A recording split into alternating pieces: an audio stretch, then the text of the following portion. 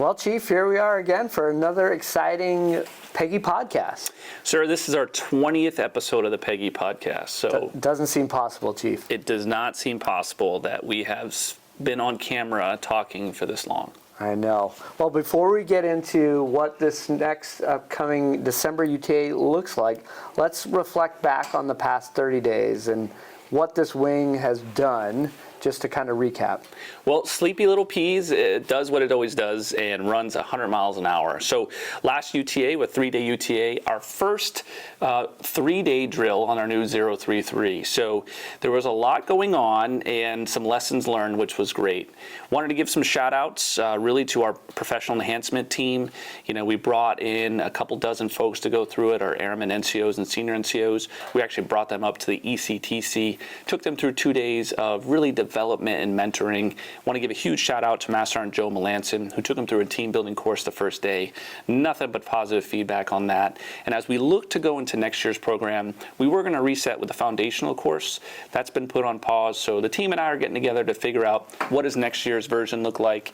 So stay tuned. We'll get more information out there. But it was a huge success. It's one of the better things we do here on Peas. So. Yeah, thanks for that, Chief. And I know we said goodbye to our deployers that went out as part of our AFRIGEN deployment cycle, 25-1, and I'm happy to say that they've hit the ground running. Everyone is doing great. They are very involved with the mission. Just some roundabout numbers so folks know the good work that's being done. So far, they've flown just about 70 sorties supporting the COCOM commander. Over 200 receivers have been supported, just about 4.6 million pounds of fuel offloaded. So as far as the mission goes, boy, Peas is setting the mark. I know our airmen that we've sent out are showing not only that they're ready by those outcomes of what they're doing, but they're also having a great time while doing it. Yeah, so we just had our first deployed family meeting, and we had an opportunity to talk to Major Josh Stewart through Teams, and he gave us a huge update on what everyone's doing there. Huge shout out to the maintenance and ops team that are out there working it. They have a 100% launch rate right now, so haven't missed a sortie, and for a new aircraft and a new location, that's really amazing stats. So. Well, it's important too. The lessons that they'll learn on this deployment, that's going to better the entire KC-46 enterprise. So again, Peas is out in front, leading the way, and I know what they'll bring back is just going to make the KC-46 enterprise stronger in the long run. Absolutely. It was a busy month too. A lot of things accomplished after we sent the deployers out there. I spoke on the professional enhancement. We also had our Peas relay, so led by our ATC team and supply team. Maintenance won again. So shocker, Chief. Yeah, they're going strong. Really going to look to try to figure out a way that we can beat them. I don't know how we'll do that, but we'll find a way next year. We even thought a deployment where we sent most of maintenance would help our odds for the rest of the wing. Not so much. Not so much. So we'll figure out how I can cheat and really try to beat them next year. We also held our block training. And so, this was our 4th iteration of the block training. And it's something we're going to look at going forward as well. We really want to make sure that time is value added and really get after the readiness items we need. So Major McCarthy and a few other folks are going to sit down and really look at that curriculum and make sure it's what the airmen need. At the end of the day, we're trying to save airmen's time while we be efficient and effective with our deployment training. So our next iteration of that in the spring, we're really going to look at, are we tackling the items we need to tackle at the most efficient way? One thing we looked at as well is decoupling the medical piece and really putting that on a separate timeline. So in March, we'll have a rapid readiness with our medical group folks. That'll touch the entire base. We'll go through that except for our ops folks or anyone on flight status, because there's a couple additional requirements there. But for the rest of the folks that we're asking that we reset all of our PHAs as we look forward to going to the rapid readiness. And the one thing I'd say with that, Chief, is we're always looking for feedback. We need the feedback, especially of our DSGs, to let us know what is working and what isn't. And with that vein of feedback, we just completed our annual DOC survey. Really pleased with the response rate that we received in the wing, about 44%, which is pretty average for where we track with annual surveys. Really now is the most important part, though. It's digesting the responses that we received and getting it back to you, the airmen, so that way we have goals that we can set to work on over this next year. 100%. You know, one of the things I think we can improve upon internally is how do we communicate to our airmen the changes that we're putting in place because of their feedback. So the DEOCs take some time. We understand that we're doing these once a year. So we want our airmen to know we're listening to you, we're hearing your feedback, here are the changes that we put into place. So that's going to be one of the focuses, I know, for you and I, sir, is how do we advertise and communicate those changes so our airmen know they're listened to, they're valued, and that we're constantly trying to find ways to make this a better place to work at and be a part of. So. Yeah, as you know, Chief, you and I talk about it often. We're not perfect. There's always room for improvement. But, looking at the results of the DEOCs, this wing is improving. It's not all at once. It does take time to implement changes. And that's why these surveys are so important for us as the senior leadership team to get that response from our airmen so we can make those changes that are wanted and needed. Absolutely.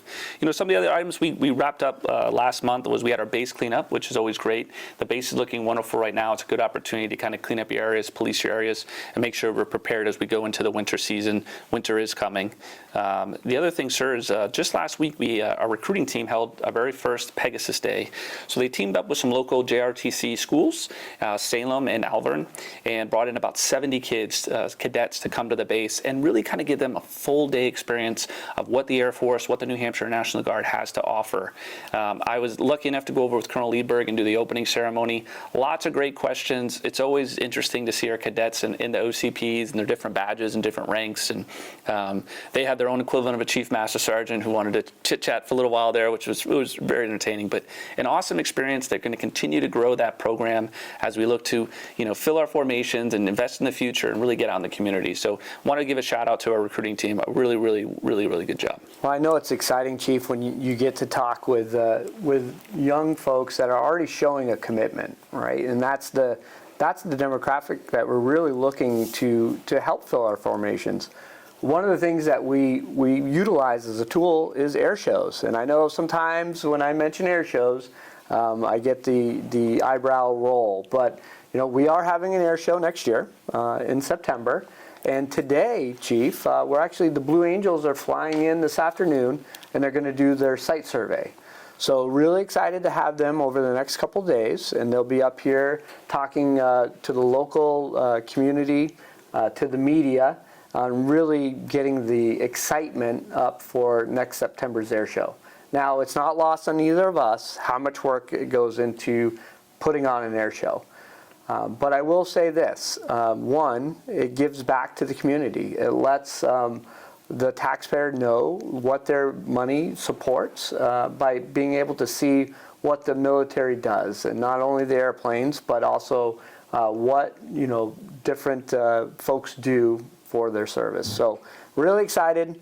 I know it's a lot of work, but bear with us, and we'll do it together. Yeah, and some of the things we thought about as we planned this air show is, how do we maximize our airmen's time with that as well? So tying it with the drill weekend, making sure that we have our folks here, understanding how the teams are going to work. Luckily, Major Master Batista has signed up again, so a lot of those lessons learned are fresh. So really looking forward to it. It's going to be a good time. Like you said, it is a lot of work, but a good time. Looking forward to see the 2-ship that flies in this afternoon of the Blue Angels.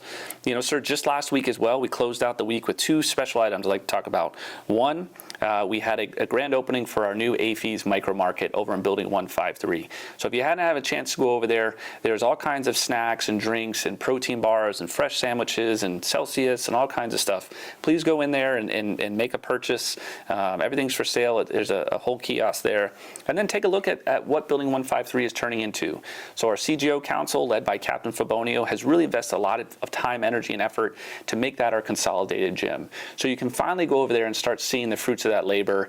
The flooring's coming in, there's some painting, there's some electrical moving, and there's some good progress as we look to really consolidate and give our airmen a place that they can go and work out in a nice environment, grab a snack, and eventually have our whole Airmen Center over there in the future. So great improvements over there. And then we really closed the week out with TAG authorized 8 hours to go in the community for a day of caring event. So the wing hooked up with an organization called End 68 Hours of Hunger, which really looks to combat food insecurity for school-aged children who really don't have a lot of food options throughout the weekend.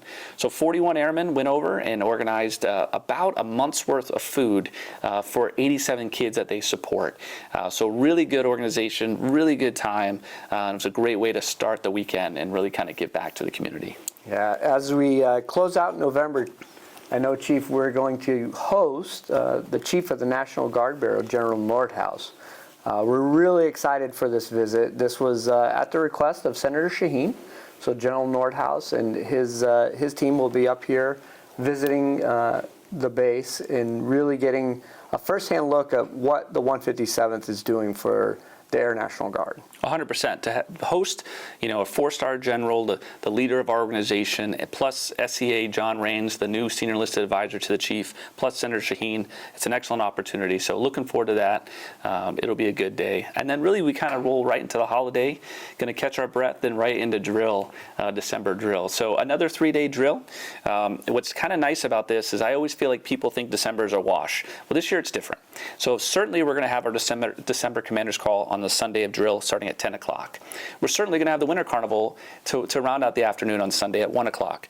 But what we really have this year, we have Friday and Saturday. We have a whole drill weekend before we have those fun Sunday events. So I really want our supervisors, our NCOs, our leaders to think about how do you get as much readiness training, AFSC training, impact out of that 2 days before we go into that Sunday and really kind of focus on our annual award winners and our accomplishments that we've gone throughout the year. So the number one priority, for me is really those PHA questionnaires, resetting those, and I know you've heard that before, but resetting those and focusing on the rapid readiness coming in. Those takes about 10 minutes to do, and then really look at the training. How do we do our most impact training in those 2 days? Well, that sounds good. It's going to be a fun UTA. I love the December UTA. I really am looking forward to the December meal that our FSS puts on in our services folks. So it's going to be a great drill. And then coming out of drill, Chief, I know our strategic plan, we'll have that rolled out by the first of the year. That's going to be a 2-year outlook of what are the big rocks that we're looking to accomplish here for the 157. So it's a well put together plan. I look forward to getting it out to our airmen. And I know, Chief, that you and I are going to be doing some sensing sessions in the new year, starting with our airmen, our NCOs, and our senior NCOs, and then rounding it out with our officers corps. Yes, sir. So it's important for you and I to really look ahead. How do we get the wing in the right direction? So a 2-year strategic plan on the goals we want to focus on. Concurrently, we're also planning out a 3 or 4 or 5-year exercise plan. So as we look into the spring and we look into executing the rest of AFRIGEN cycle, executing the RCP6, we're going to sprinkle in some readiness exercises. But what we really want to do is by the end of December, get that exercise schedule out to commanders to communicate with our airmen. There should be no surprises. We should be able to get out what our plans are, what our goals are for the next few years so our airmen know what's going on. So excited to release that, excited to be organized and ready to look forward. It sounds great, Chief. Well, I think, Chief, we are about out of time, and I just want to, before we go, just wish everyone as we come into the holiday season, wish everyone a very safe and happy holidays. Please take time to spend with your family and friends and look out for each other. Yep, from our family to yours, be safe, care for each other, and be thankful. Live free or die. Live free or die.